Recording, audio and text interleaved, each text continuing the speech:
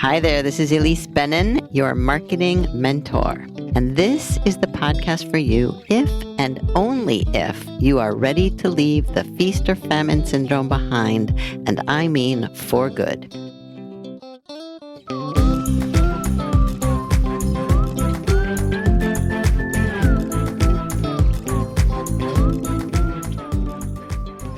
Why do so many people hate networking? That's one of the questions we started to tackle as we kicked off the second quarter of 2023 with the Simplest Marketing Plan community. So I'm opening up this office hours gathering from April to the public because, well, I loved it so much. In today's episode, then, I share a bit of my own history about networking. Then I define strategic networking and why it works.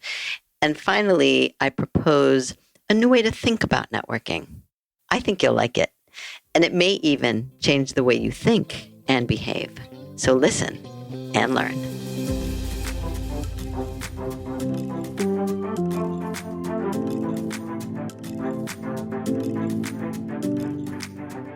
All right, welcome everybody, y'all. I'm coming to you from a tiny house in Portland, Oregon today for the April office hours.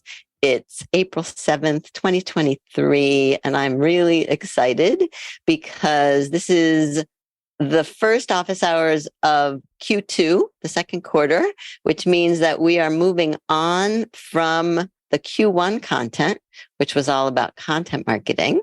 And I think we all learned a lot. And if you want to put in the chat anything that stands out that really struck you about content marketing over the last quarter, please put that in the chat. We'd love to see that. But we are moving on to strategic networking. And I'm really excited about that because it's actually one of my favorite things to do. Yes. But it wasn't always that way. And I'll tell you about that. But first, we're going to do the poll that we always do at the beginning. And the question is, how busy are you with client work right now? So I'm going to launch the poll. Too busy, busy enough, slow, or no work at all? And Bonnie is ready to take those numbers. Excellent. All right, we're going to, looks like almost everyone has voted. I'll just give you 10, 9. This is what my yoga teacher does. 10, 9, 8, 7, 6. No, I don't want to hold it anymore. Okay. So I'm going to end the poll and I'm going to share the results. So what you see is that 5% are too busy, and that's compared to 3% last month. And 40% are busy enough, and that's compared to 43% last month. And 31% are slow, which compares to 30% last month. So looks like almost everything is about the same. No work at all, 24%. Last month it was 23%. So that's very interesting. I mean, the thing about numbers that I've learned is that it's the trend that matters more than the actual numbers. So the trend is it's consistent. The trend is consistency, which is kind of interesting. All right. So if you have any thoughts about what you see there, what trend you see there, I'd be interested in hearing it in the chat. And the other thing is that we want to make it clear that there's no judgment per se about being slow, right? Some people are really happy to be slow. Some people are really unhappy to be too busy. So it really all depends on what you want and how you want to run your business, which is just the beautiful thing about being self-employed, right? Sometimes numbers help us freak out less. And actually, one thing I've realized and noticed a lot lately is there's a big difference between how we feel about how things are going and what the actual numbers are. And when you do your numbers at the end of the quarter or at the end of the year, you might see, oh, it felt like I was not so busy, but I'm actually doing better than last year. That happens a lot. So if that happens to you, I'd love to hear about that in the chat as well. All right. So as usual, I have way too much content and ideas to share. So we're going to wing it a little bit and do what makes sense. But as usual, in terms of big ideas, I want to start with a little philosophical perspective about networking. So we're talking all about strategic networking, and there'll be a lot of interaction in the chat as usual as well. First, I want to actually just show on the simplest marketing plan, right? Because sometimes we get to this point in the year and maybe people can't figure out where they put that document and are they using it? So if you are using it still in April, I would love to see that in the chat as well. But here we are on tool number 2. This is page 8, and we're talking about strategic networking, which we're going to define and talk about the challenges and all of that. And so just to orient ourselves, but I kind of want to start with, it's not really a story. It's just a little reminiscing I've been doing about myself, because this is April, actually. I don't know the exact date. It was a Friday in April in 1988 when I was fired from my second job out of college. I'm sure a lot of you have heard that story again. And so it's 35 years. And I was just a totally different person at that point in my life. And even before that, I was reminiscing last night with some friends and thinking about how, as a child, I just was afraid of people. I was afraid. I wasn't an introvert. I wasn't shy. I was afraid. I'm not exactly sure what I was afraid of, truthfully, but I didn't really trust people very much. And so I was a listener and not a talker. And so I would just basically sit and listen while other people talked, which is actually a lot of what I do these days, but I also talk much more now. But I never knew how to jump into a conversation. I really never knew what to say. But again, as I said, things have changed, and I'm almost 62. My birthday's coming up, and we will be celebrating it one way or another. But I do think that, thanks to 35 years of being self-employed, I am a different person. And it's thanks to all the opportunities that I've had, that I've kind of provided for myself over the years in this laboratory that is my business and your business. So I hope you're using it as a laboratory. And I really feel like it has forced me to rise to the occasion and to behave differently, to literally become a different person. You really wouldn't recognize me. And I'm not here to say, if I can do it, you can, because that's not necessarily true. But I do think that it's possible if you're someone who is afraid or shy or introverted or whatever word you use, or not, right? The networking is a really important element in building a business. And I do think that's where it starts. And actually, often we've done a little research lately, and we learned, and I've noticed this, but I didn't have the numbers. We've learned that often when people start a new business, the first thing they do is go out networking, because it's the most accessible thing to do, except when you're locked down. But now that we have LinkedIn, it really is one of the easiest things to do. So I want to define networking first. Let's do that together. And I'd love to know, before I tell you what it is to me, what is networking to you? In the chat, please. And then Bonnie, my lovely assistant, will tell us what she sees. What the heck is networking? Because a lot of the language that we use, and especially even the 3 tools of the simplest marketing plan, people confuse them. Oh, that's networking. No, that's outreach. So I really want to know what it is to you. It seems like most people are saying connecting, meeting new people. Those are the top, and building relationships. Yeah. I love that the word connecting has come up, because that's really prompts me to show this. So some of you have, I hope, taken the networking survey that we sent out earlier in the week and the week before. And if you haven't, we'll share it later. But we have also been gathering that information. And I want to show you, we did a word cloud based on what people said their challenges to networking are. And I can't tell you how happy I was to see the word connections as the biggest word in that word cloud, because I just love connections and I love connecting. And I'll talk a little bit about that shortly too. But yes, I would say networking is connecting with people, building relationships. But I want you to, as I've said before, I'm going to try to get you to think a little differently and maybe even behave a little differently if possible. And maybe even today, you might try behaving a little differently when we do our networking breakouts. But to me, networking is about essentially making friends. We're making business friends. And I think if you can think about it that way, it gets a little less scary. And again, I don't want to assume that everyone is afraid of networking, but a lot of people are.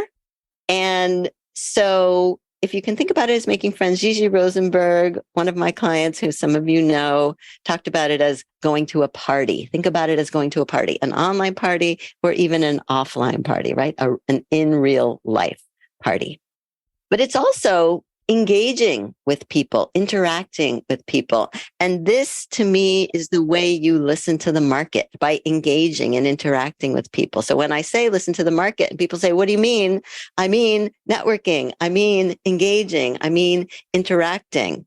So that, and actually some of you may have seen my second quick LinkedIn tips newsletter that I sent out also this past week, was all about commenting.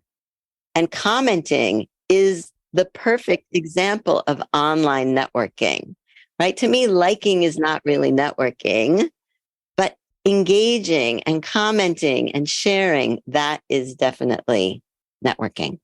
Anything else before we move on to networking challenges, Bonnie? No, I think you can go ahead. All right. So I want to know what your networking challenges are, what your struggles are. I have a few ideas of what people struggle with.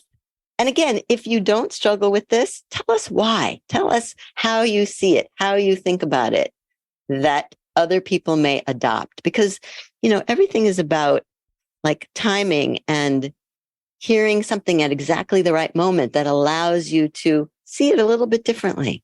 And that could happen here today. Right, when you're ready, Bonnie, tell me what they're saying. What are the challenges? So far, it's between time and shyness.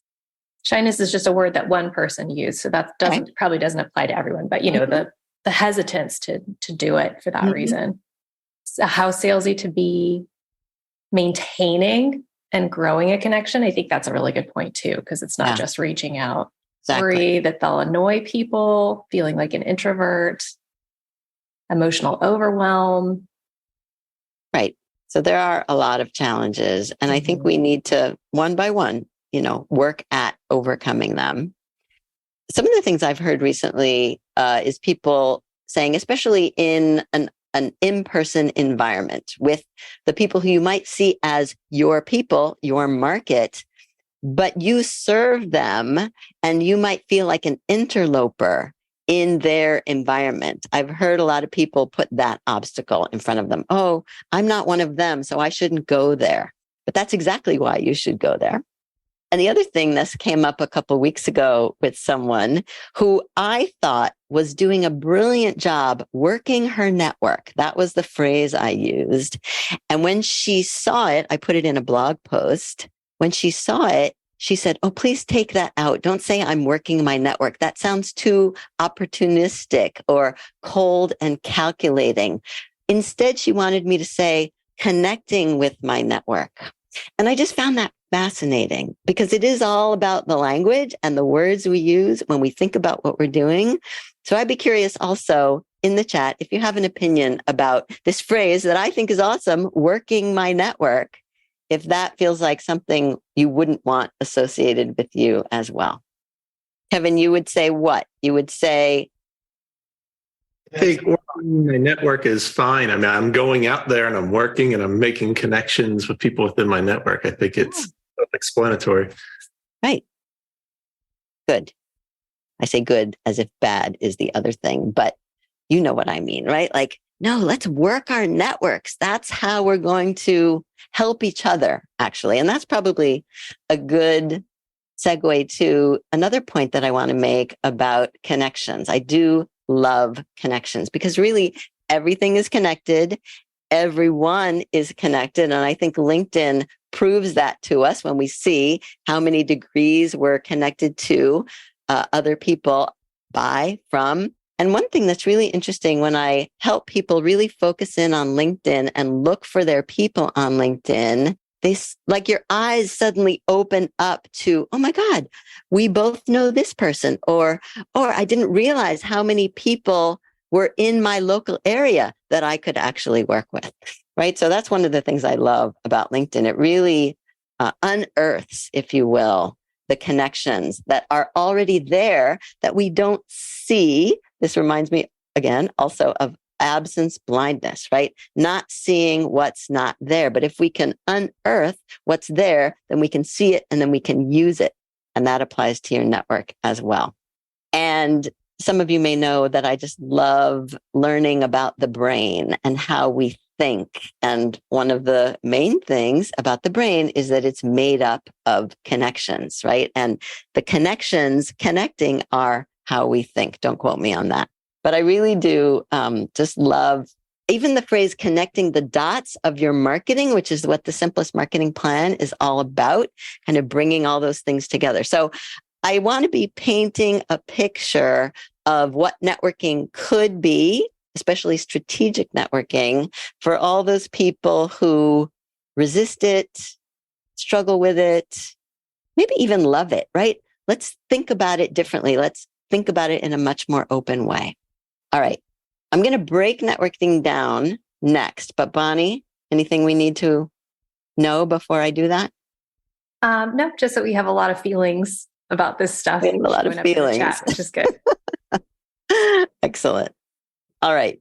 So as I've been thinking about strategic networking, I've broken it down for myself in ways that after I did that, I thought, oh, I'll bet not many people have thought about it this way.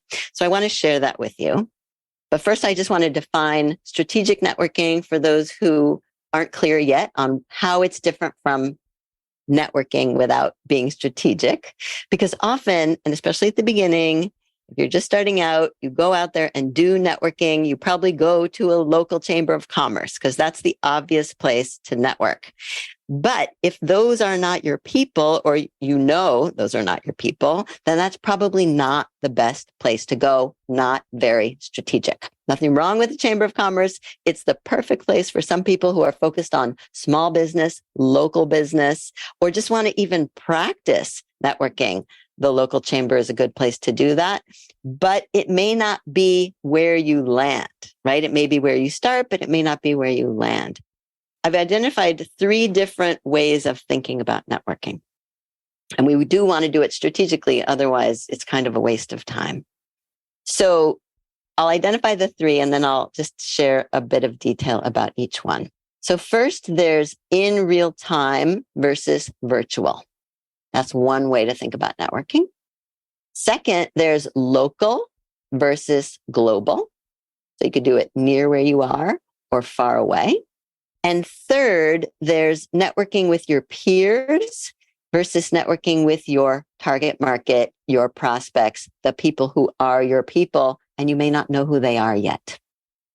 So the first one for in real time or in person versus virtual, I mean, in the last 3 years, obviously LinkedIn has essentially become, for a lot of people, the place for online networking. And it could be all you need, right? A lot of people are just doing their networking on LinkedIn and it's fine. And I think that's fine. But I have to say, in person actually is best. It is the way you make the strongest impression on real people with your physical presence. And that's how they remember you. Because I don't know if anyone else has had this experience, but when you're networking online with people, it's all a little fuzzy. And like, people have similar names, and then they've got those pictures. And wait, was that the person I had that conversation with? Or was it another Brian or another Steve or another Bonnie? Right. And so that doesn't happen for the most part when you meet someone in person. You really are able to make your strongest impression and they're able to make their strongest impression. So highly recommended whenever possible to do in-person networking, as afraid or resistant as you might be. So that connects to number 2 then, which is local versus global. So if you can find places locally near you, a chapter of an association where your people gather, that is ideal.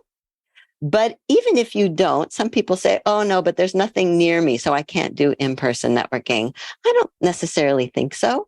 I think that you may find an association that has an annual event that you travel to, maybe across the country, maybe to another state. I sometimes use the example of Conrad Winter, who is a copywriter, the most introverted copywriter I may have met. And he did what I told him to do years ago and went to the Transportation and Marketing Sales Association event. He had to travel to Florida, I think, for the first one. And now he's about to go to his 4th one, which is being held in Savannah, actually, in June. And he has since spoken at one of them. He's been on a committee, right? It's through this experience of interacting in person with those people that he's been able to become the go-to copywriter in that industry. So that's what's possible with in-person networking. And that's why I'm a huge fan of it. And then the third is an interesting one, your peers versus the market. Because I find that often, because you know where your peers are, if I say networking, you might think, oh, I'm going to go network with other designers, other copywriters, which is fine because they could be good referral sources for sure. But if you really want to do it for marketing purposes, then you should go where your people are, where your target market is. And you may feel like an interloper in doing that, but that's okay because they're not going to kick you out. I promise. They just want your money. So don't worry about that. All right.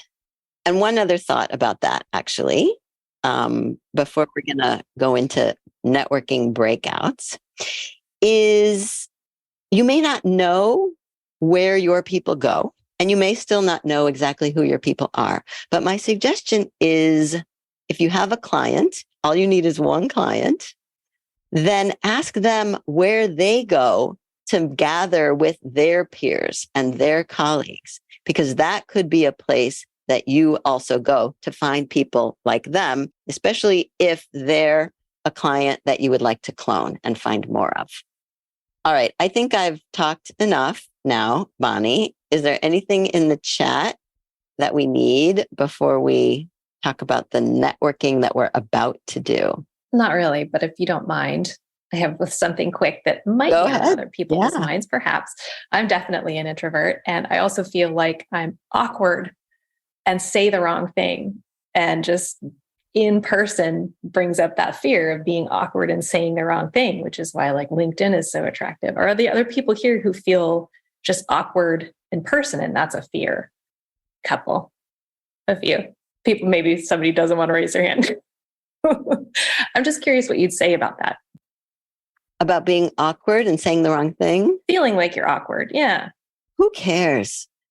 First of all, nobody's actually listening. Have you noticed that people are not listening? So the fact that you say not the perfect thing, right? Let's just say not the perfect thing. I really feel like, who cares? Even if somebody heard it, they're on to their own thing. They're focused on what they're saying that's the imperfect thing as well. So I really, I really think, who cares? And feeling awkward, well, you'll get over that by practicing it. Thanks. I love that. So the baby step I'm recommending is that you join me on May 15th for a new webinar called Jumpstart Your Networking. And as always, if you want to build a thriving business on your own terms, the first step is to sign up for my quick tips at marketing-mentortips.com. If you do, you'll hear all about the webinar that's coming. And once you're on the site, you'll also find lots more resources, including my simplest marketing plan. So enjoy, and I'll see you next time.